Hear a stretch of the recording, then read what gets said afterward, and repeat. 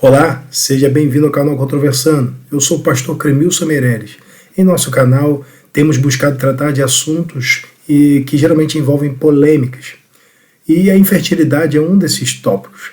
Entretanto, nesta ocasião, eu quero tratar da infertilidade à luz de 1 Samuel capítulo 1, pois acredito que há nesse capítulo da Bíblia informações importantes a respeito dessa experiência tão dolorosa que aflige uma grande parcela da população mundial. Então fica conosco e acompanhe essa abordagem.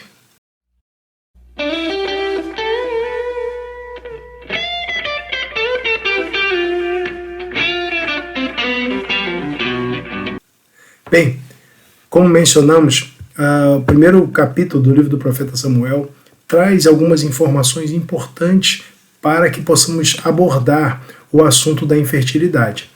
1 Samuel capítulo 1, versículo 1, nós encontramos o seguinte: houve um homem de Ramataim Zofim, da montanha de Efraim, cujo nome era Eucana, filho de Jeroão, filho de Eliú, filho de Tou, filho de Zuf, Efrateu.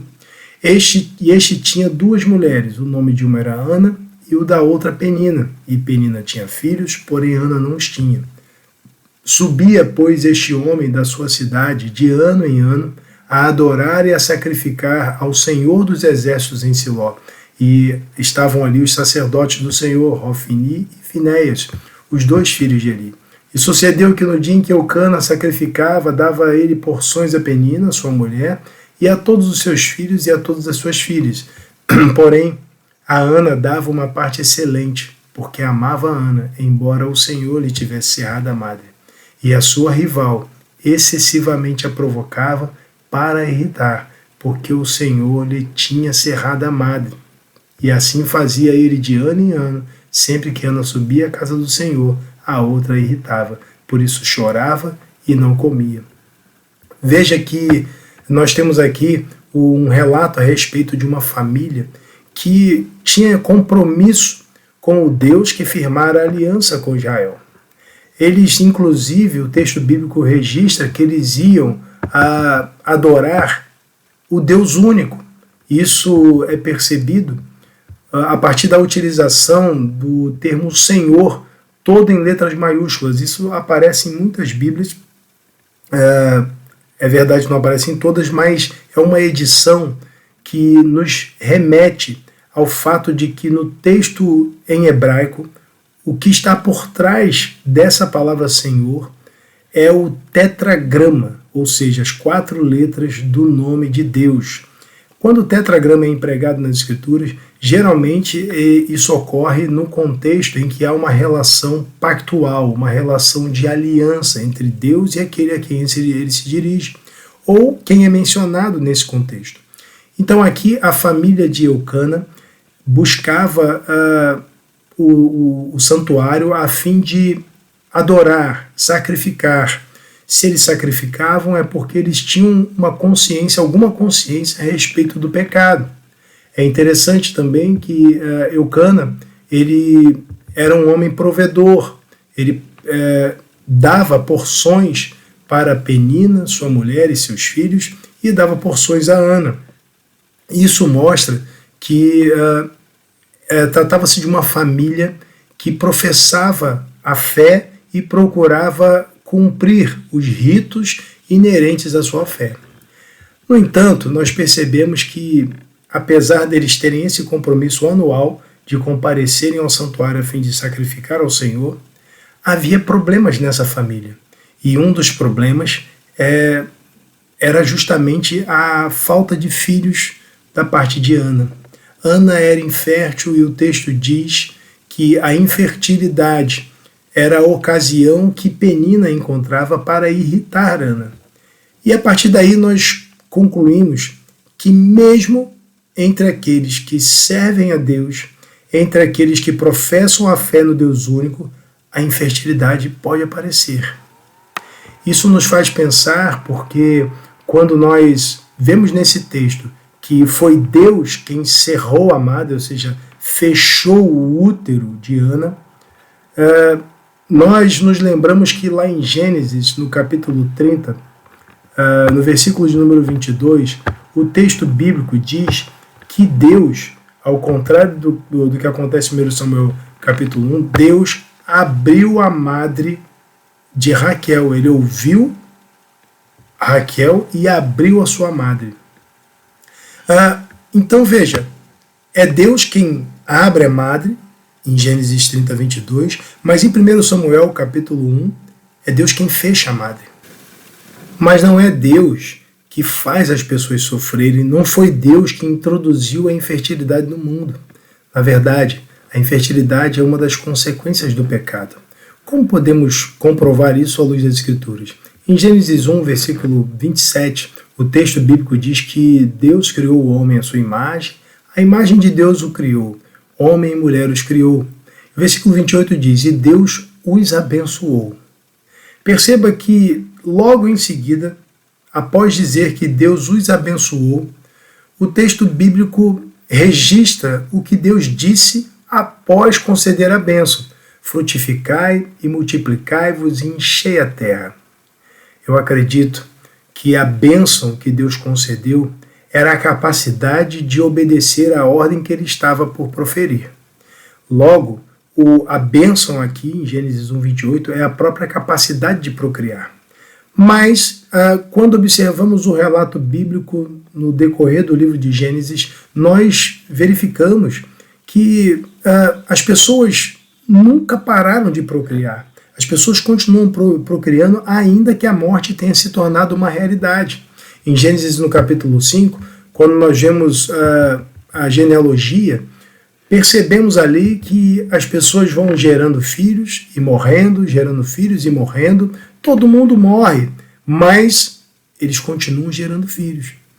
Ninguém para de gerar porque o desejo de procriar estava incluído na bênção que Deus concedeu em Gênesis 1, 28. Ele concedeu não só a capacidade, mas o desejo de procriar. E é interessante que, apesar de nós vermos as pessoas procriando, lá em Gênesis, no capítulo 11, nós vemos lá no finalzinho, lá no versículo 30, a observação de que Sarai era estéril, ela não tinha filhos.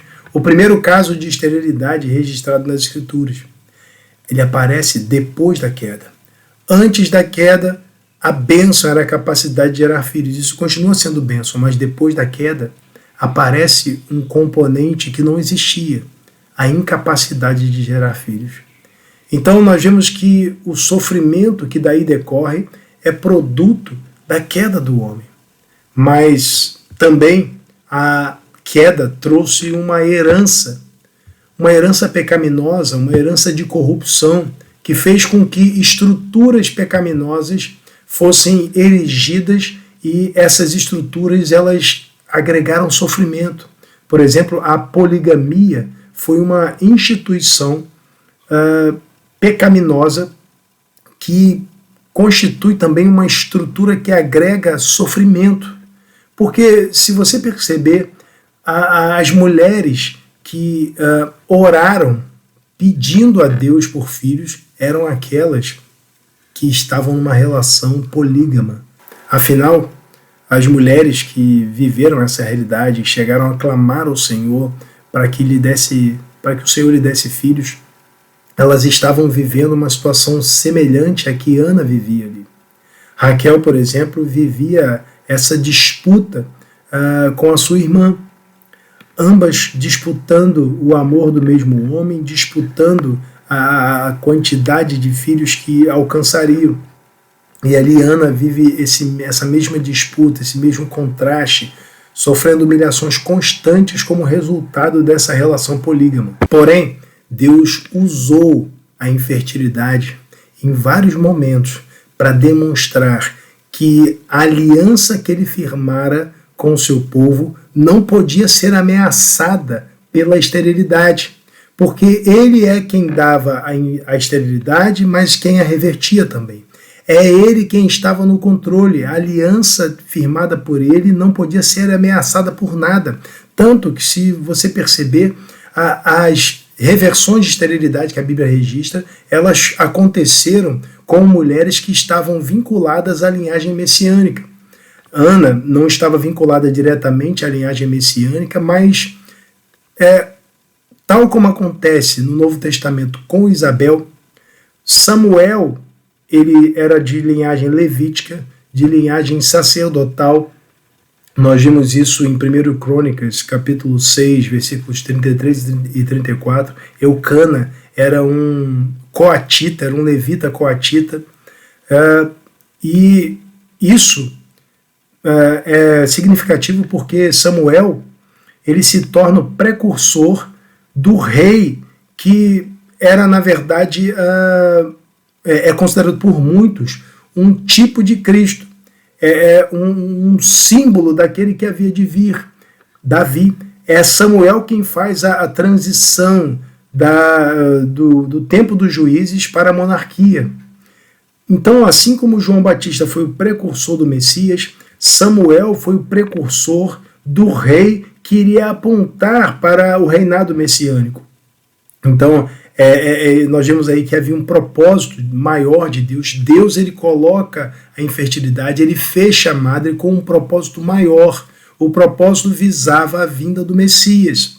E a partir daí nós percebemos também que no Novo Testamento, no período da Nova Aliança, ou melhor, após o nascimento de Jesus, não há nenhuma reversão de esterilidade, porque as reversões de esterilidade visavam apontar para o nascimento de Jesus, porque o nascimento de Jesus aconteceu também de forma miraculosa. Assim como foram miraculosos aqueles nascimentos a partir de ventres originariamente estéreis, foi miraculoso o nascimento de Jesus a partir do ventre de Maria, uma virgem. Mas também essas reversões de esterilidade apontavam para o nascimento dos filhos de Deus, que não nascem segundo a carne, mas segundo o Espírito. Então, é a descendência do Messias. Por isso que no Novo Testamento nós não vemos, após o nascimento de Jesus, reversões de esterilidade. Vemos que agora, mesmo o eunuco, que se converte lá em Atos capítulo 8, que era possivelmente um eunuco infértil, estéril, ele não tem a sua esterilidade revertida. Isso não significa, evidentemente, que Deus não possa realizar milagres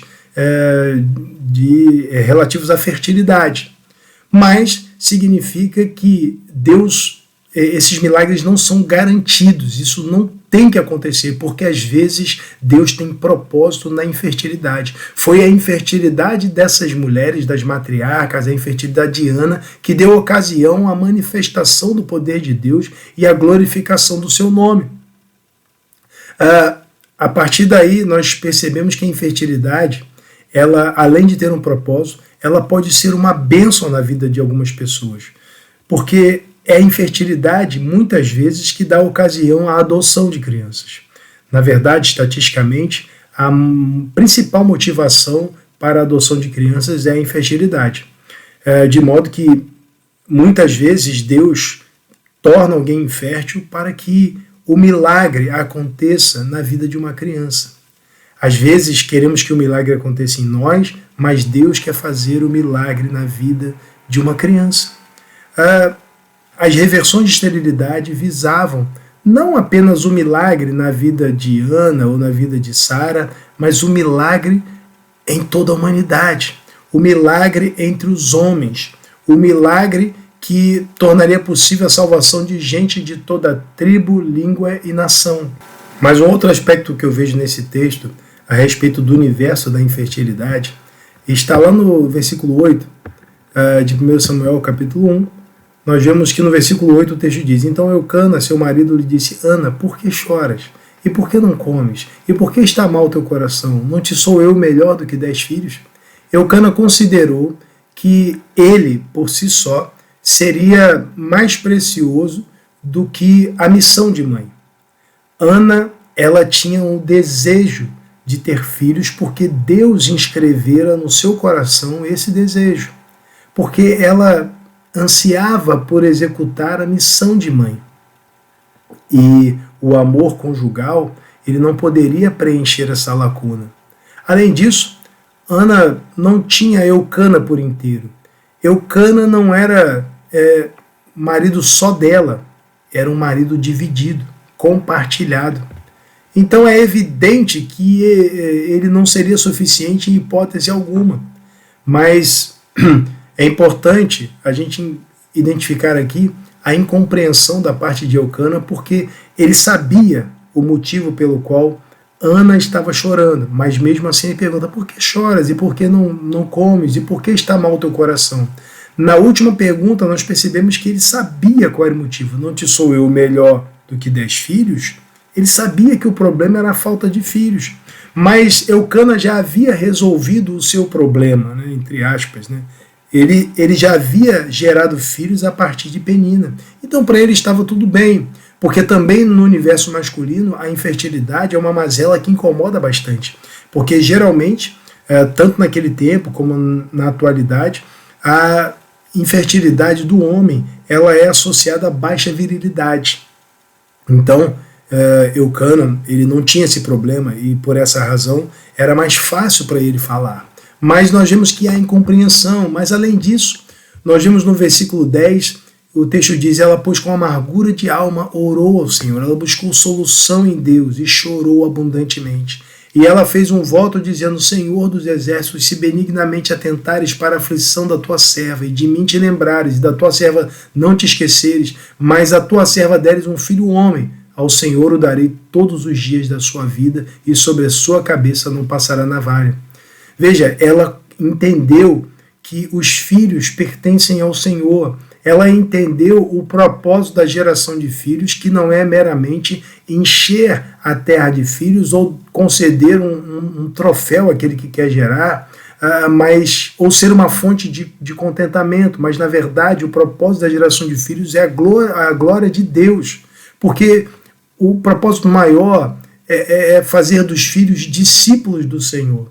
E era isso que Ana queria fazer. Veja, mas no versículo 12 diz: sucedeu que, perseverando ela em orar perante o Senhor, ele observou sua boca, porquanto Ana no seu coração falava, só se moviam os seus lábios, porém não se ouvia sua voz, pelo que Eli a teve por embriagada, e disse-lhe Eli: até quando estarás tu embriagada? Aparta de ti o teu vinho. Imagina só, uma mulher já sofrida, vivendo a dor da infertilidade e agora acusada de embriaguez. Faltou sensibilidade da parte do sacerdote, muitas vezes falta sensibilidade nas igrejas em relação ao tratamento, a forma como se deve lidar com os inférteis na igreja. Quando as pessoas às vezes compartilham o seu problema, muitos vêm com soluções pragmáticas, às vezes diminuindo o problema, como Eucana fez, diminuiu o problema da sua mulher.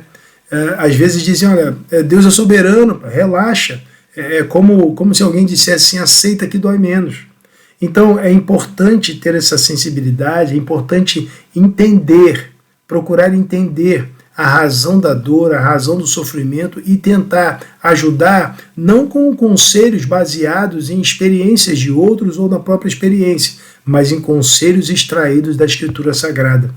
Então, o livro do profeta Samuel traz esses elementos preciosos para pensarmos sobre o assunto.